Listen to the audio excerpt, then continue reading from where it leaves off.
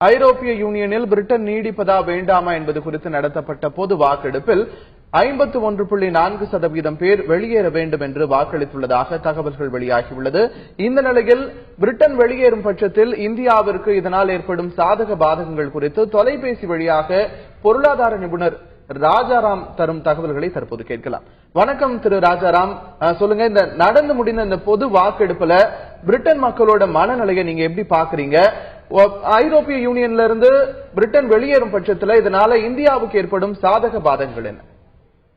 அதாவது நேரடியான பாதிப்புன்னு நம்ம இந்தியாவுக்கு சொல்ல முடியாட்டாலும் உலக அளவில் பல நாடுகள் இதனுடைய லிங்க்ல இருக்கிறதுனால அந்த பாதிப்பு இருக்கும். அதாவது எப்படி சொல்ல வரேன்னா, அந்த ஐரோப்பிய யூனியன்ல இருந்து இந்த ஒரு ரெஃபரண்டம் வழியாக இங்கிலாந்து தனியா பிரியும் போது மற்ற நாடுகள், எந்தெந்த நாடுகள் அந்த ஐரோப்பிய யூனியன்ல இருக்கோ, முக்கியமாக இந்த ஸ்ட்ராங்கர் நேஷன்ஸ் என்று சொல்லக்கூடிய ஜெர்மனி, சுவிட்சர்லாந்து, ஸ்வீடன் போன்ற நாடுகள், அதே சமயத்துல வீக்கான ஒரு நாடுகள் இத்தாலி, கிரீஸ் போன்ற நாடுகள், அதோட கரன்சியோட ப்ராப்ளம் கொஞ்ச நாளாவே இருந்து கொண்டிருக்கிறது. சோ இந்த மாதிரியான ஒரு நிலையில அந்த நாடுகளும் தங்களுடைய மக்கள் ஒரு ரெஃபரண்டம் கொடுத்து வெளியில வரணும்னு சொல்லி எதிர்பார்ப்பாங்க. இந்த மாதிரி எல்லாருமே வெளியில வரக்கூடிய ஒரு நிலையில ஒரு இன்ஸ்டெபிலிட்டி, அதாவது இன்னும் ஒரு உலக அளவுல நம்ம பார்த்தோம்னா ஒரு இன்ஸ்டெபிலிட்டி தான் இன்னும் இருந்துட்டு இருக்கு. எக்கனாமிக் growth இல்ல அப்படின்னு சொல்லி இன்னும் ரொம்ப ஸ்லோவா இருக்குங்கிற பட்சத்துல இந்த மாதிரியான ஒரு நிலைமையில என்ன ஒரு கண்டிஷன் ஆகும் அப்படின்னா, மறுபடியும் அந்த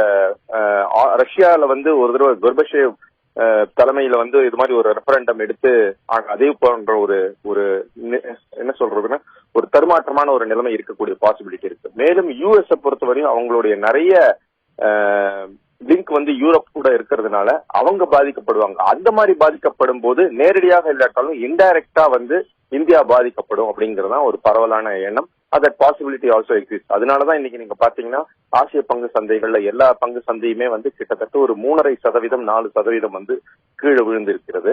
இது இன்றைய தொடக்கத்தில் நம்முடைய பங்கு சந்தையிலும் அதனுடைய பிரதிபலிக்கக்கூடிய பாசிபிலிட்டி நிறைய அதிகமாக உள்ளது. அதாவது கிட்டத்தட்ட ஒரு 200-250 புள்ளிகள் நம்முடைய பங்கு சந்தையிலையும் விழலாம். பட் இந்த இடத்துல ஸ்டாப் ஆகுமா என்னங்கிறது வரக்கூடிய நாட்கள்ல தான் சொல்ல முடியும். பட் இது ஒரு எதிர்பார்க்காத நிலைமை, அதாவது ஒரு ஈக்குவலான ஒரு நிலைமையில ரிமைன்கிற கண்டிஷன்ல இருக்கும் அப்படிங்கிற எதிர்பார்த்ததுக்கு மாறாக லீவுங்கிறது ஒரு அதிகபட்சமாக கிட்டத்தட்ட ஒரு 60 புள்ளிகள் அந்த மாதிரி வந்துடுற மாதிரி ஒரு நிலைமை இப்ப இருக்கிறதுனால ஒரு அன்சர்டனிட்டி இங்க இருக்கக்கூடிய பாசிபிலிட்டி நிறைய இருந்து கொண்டிருக்கிறது.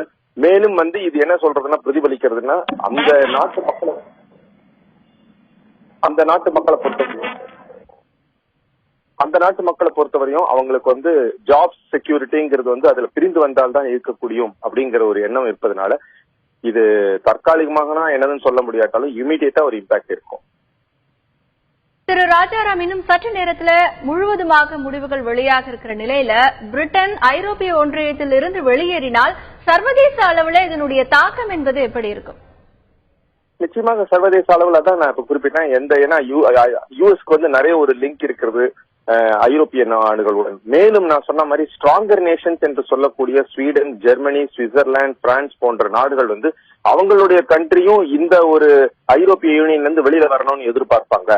இந்த மாதிரி இருக்கும்போது ஒரு breaking off all the countries from the European Union இருந்ததுன்னா ஒரு கண்டினியூஸ் இன்ஸ்டெபிலிட்டி உலக அளவில் இருக்கும். அதனுடைய தாக்கம் நம்முடைய நாட்டிலேயே இருக்கும்.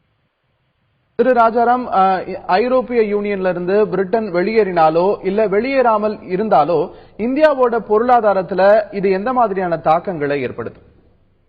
இந்த எக்கனாமிக் அதாவது இன்றைக்கு ஒரு இந்தியா தனித்துவமா எந்த ஒரு நாடுமே இல்லை, எல்லாமே ஒரு குளோபலி லிங்க்டான இருக்கு. சோ குளோபலி ஏன்னா இன்றைக்கு நம்ம பார்த்தோம்னா சைனாவோட எக்கனாமிக் கண்டிஷன்ஸ் புவரா இருக்கு அப்படிங்கறதுனாலதான் ஸ்டீல்,